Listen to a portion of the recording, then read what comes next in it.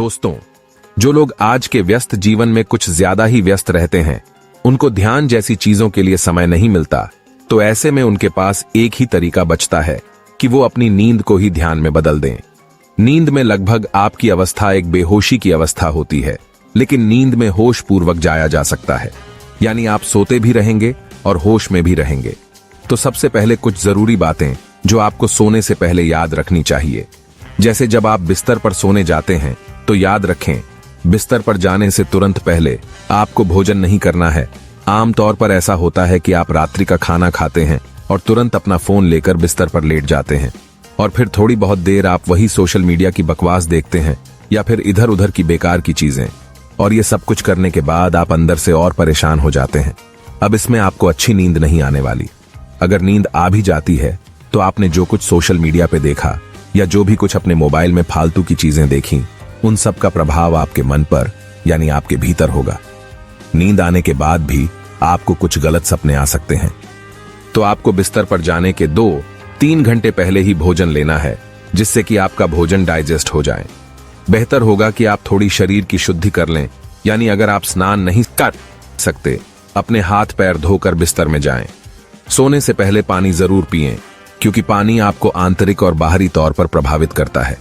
आपका ये शरीर 70% से ज्यादा पानी से बना हुआ है, तो आप इतना तो समझते होंगे, इंसान रूपी संरचना में पानी का सबसे बड़ा योगदान है। अगर आपके शरीर में पानी की कमी हो जाएगी तो ये शरीर नहीं होगा, ये नष्ट हो जाएगा। तो आपने सोने से 2-3 घंटे पहले भोजन ले लिया। याद रखना, भोजन बहुत ज्यादा नहीं लेना है, नहीं तो आपके शरीर की ऊर्जा उस भोजन को डाइजेस्ट करने में खर्च होगी, जबकि अभी आपको ध्यान में उतरना है। ध्यान में जितनी ज्यादा रिजर्व ऊर्जा होगी, आपको उतनी जल्दी ध्यान में एंट्री मिलेगी और एक्सपीरियंस होगे। भोजन हो गया, शरीर शुद्धि हो गई, आपने पर्याप्त पानी भी ले लिया। अब आपको आराम से अपने बिस्तर पर लेटना है। बिल्कुल सीधे अच्छा होगा कि आप शवासन में लेट जाए और आराम से लेटने की कोशिश करें। आपके के शरीर का कोई भी अंग हलन चलन में नहीं होना चाहिए, बिल्कुल शांत, जैसे एक मुर्दा पड़ीढ़ा होता है। एक मुर्दा इंसान भीतरी और बाहरी किसी भी प्रकार की एक्टिविटी नहीं करता। आपको ऐसे ही लेटना है। फिर आपको अपनी चेतना को पूरे शरीर में घुमाना है। एक एक करके आप पैरों से लेकर अपने सिर तक अपनी चेतना को घुमाएं, यानी अपने पूरे शरीर को एक एक करके महसूस करें। आप जिस भी हिस्से को महसूस करेंगे, समझो वहीं आपकी चेतना का फोकस ज्यादा होता है। अब आप अपने शरीर को लेटा हुआ देख रहे हैं, इससे आपका शारीरिक बोध कम होगा और आत्मबोध बढ़ जाएगा। आप यह जान पाएंगे कि आप यह शरीर नहीं हो, क्योंकि आप अपने शरीर को रोटेशनली देख रहे हैं और आप देख रहे हैं, महसूस कर रहे हैं। मतलब आप वो नहीं हो जिसे आप देख रहे हैं या फिर महसूस कर रहे हैं। अब आप अपने मन को जानो, देखो अंदर क्या चल रहा है, ये मन क्या चाहता है, मन में किस प्रकार के विचार चल रहे हैं। अगर आप थोड़ा प्रयास करेंगे तो शरीर से तो फिर भी आप थोड़ी दूरी बना सकते हैं, लेकिन ये मन आपकी भीतरी घटना है। आप इस मन को केवल एक यंत्र की तरह देखो कि ये एक यंत्र है।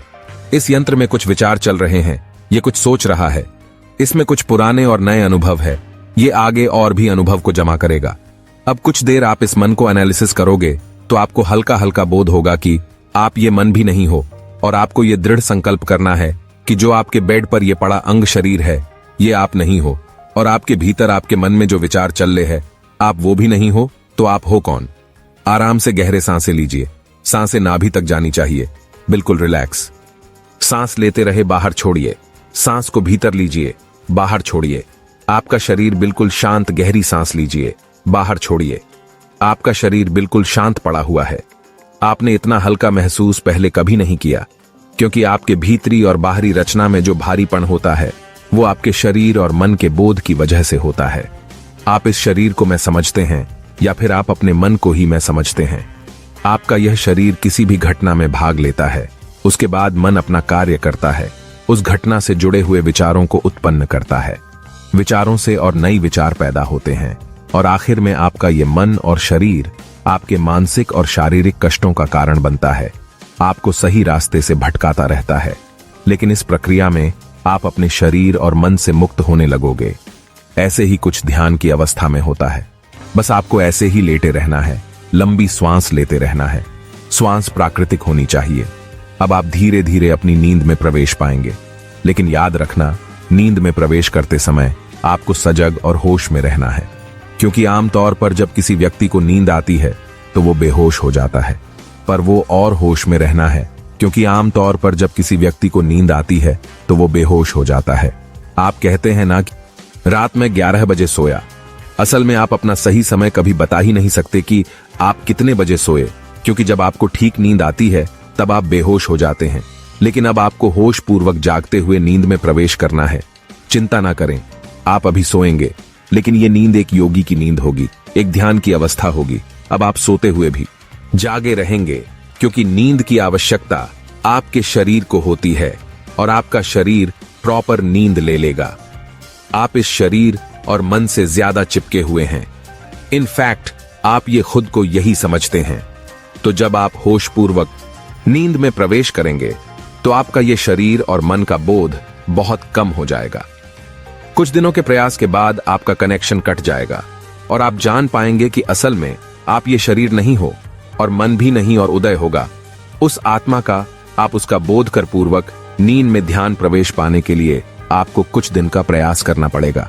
यह प्रयोग पहले दिन में ही सफल नहीं होगा, और क्या पता किसी व्यक्ति का पहले दिन ही सज जाए।